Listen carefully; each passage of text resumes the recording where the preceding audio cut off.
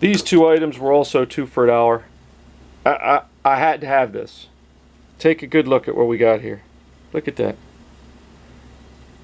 I don't know if someone was trying to stir paint, it fell in paint, or somebody made an art project, but I don't know what's underneath all the paint, but I thought it'd be fun to find out. Looks like we got some gold paint, some white paint, yellow, sort of a light purple, want to call it lavender, green, some flecks of red, there's some more red, and then some brown. It's on there thick too.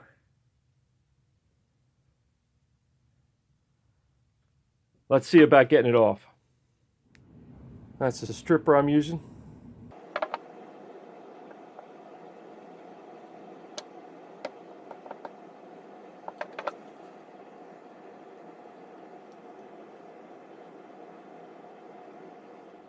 Check it out. Looks like the stripper's doing its thing.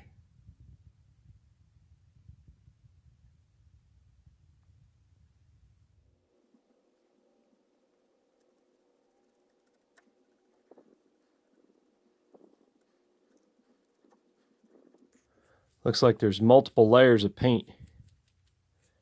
Looks like there's maybe some white under the green and brown. This is the other side of the screwdriver.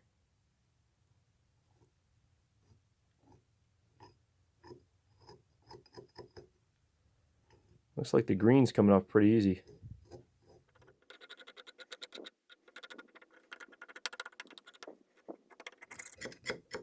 Oh, listen to that. Sounds like I'm down to metal, at least to one spot. All right. We're making progress. I'm going to keep working on this, coating it and scraping it. And I'll bring you back when I've made some better progress. All right, we got some new colors. Now we have some green on the shaft, along with some red. And I found, where was it? I found some light blue on the handle. I think I'm down to the original color in here. I think it's black. I haven't seen the ferrule yet. All right, after several applications of the paint stripper, I got most of the paint off the wood handle. I think the wood handle was definitely black to begin with. The shaft, the nice thing about all the paint on the shaft was it doesn't look like it's rusty or pitted or anything. There's no names on the shaft. And then we have the ferrule. There is so many layers of paint on this ferrule. I think I'm going to have to resort to a utility knife and just chipping it off piece by piece.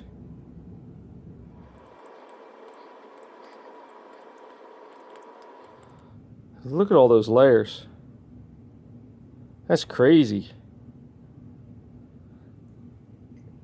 All right. I'll keep carving away. I'm positive there's a ferrule under here. I was able to carve off all the paint around the ferrule. That's the good news. The bad news. You gonna focus? I think we're focused now. The bad news is I don't see a name. I don't even see a Made in USA.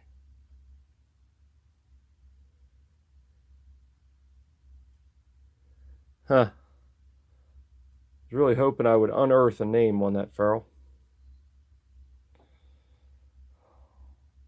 So it's a no-name wooden-handled screwdriver. I guess that means I can feel better about doing whatever I want to as far as finish.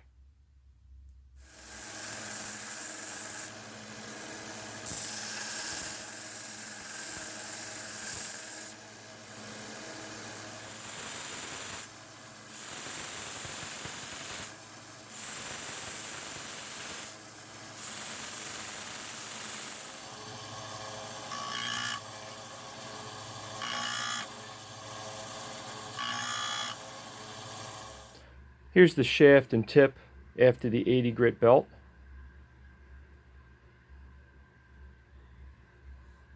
There wasn't any real bad pitting. I think we have the paint to thank for that.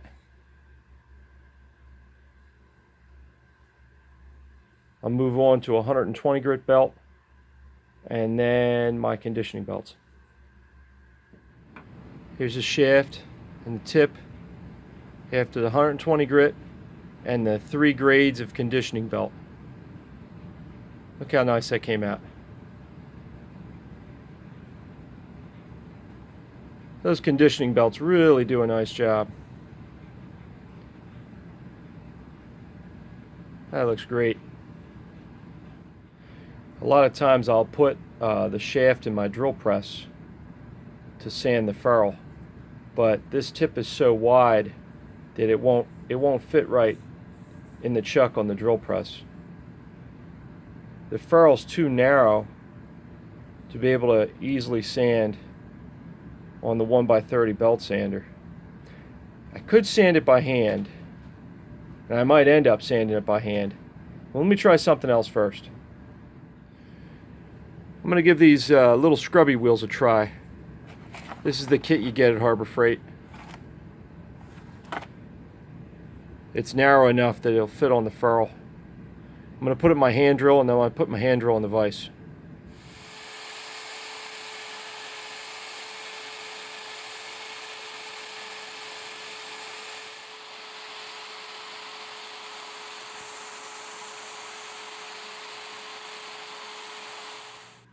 I've had some success putting heat shrink around these wire brushes on the Dremel, so when you run it, the brushes don't tend to want to flare out. Keeps them concentrated.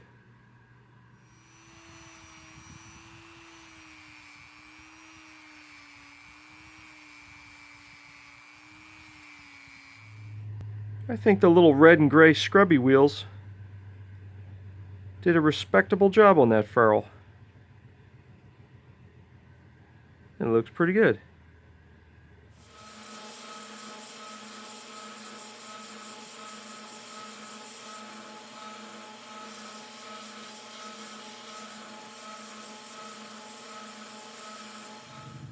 I like that rounded butt end better.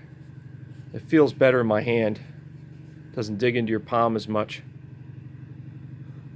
Well, the rest is just going to be hand sanded. Let's see if I can get it down to bare wood, get underneath all this black. Here's the handle sanded down. I noticed that there's some staining even after I sanded it. I got this stuff off of Amazon, right? And I mixed 6 parts hot water, 1 part powder. And this is supposed to remove stains from wood. Let's see how it goes. Since it's an acid, of course I got gloves on.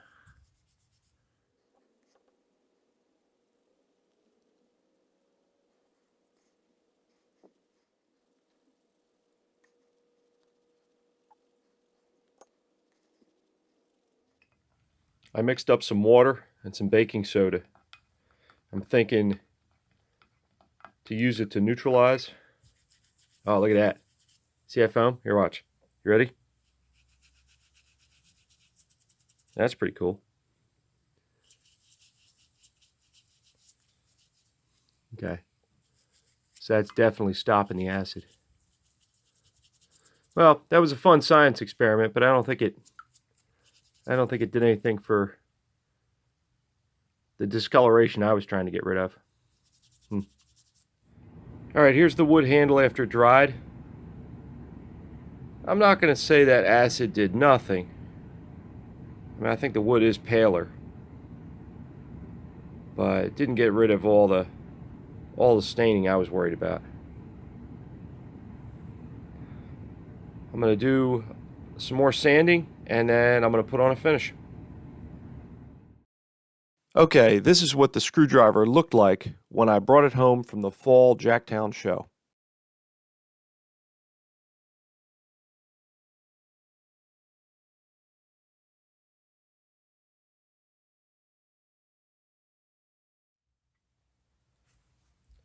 So what do you think?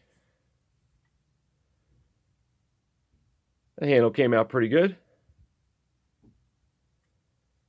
I like the rounded shape at the butt there. Feels good. Ferrule looks okay. The tip came out really nice.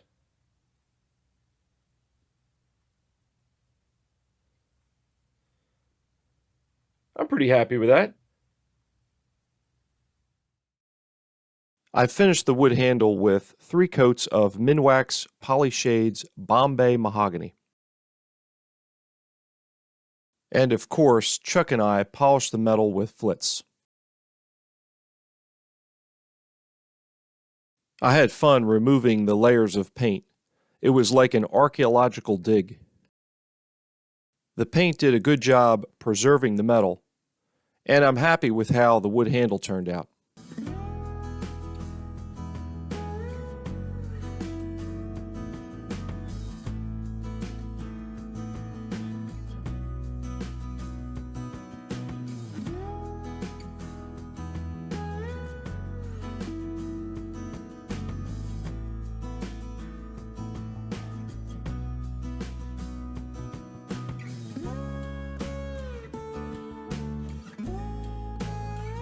I hope you enjoyed the video. Thanks for watching. I'm not going to go through all these, but I'll show you some highlights. Check out this sparkle handle pokey thing. How hot is that? I think it says Better Grip.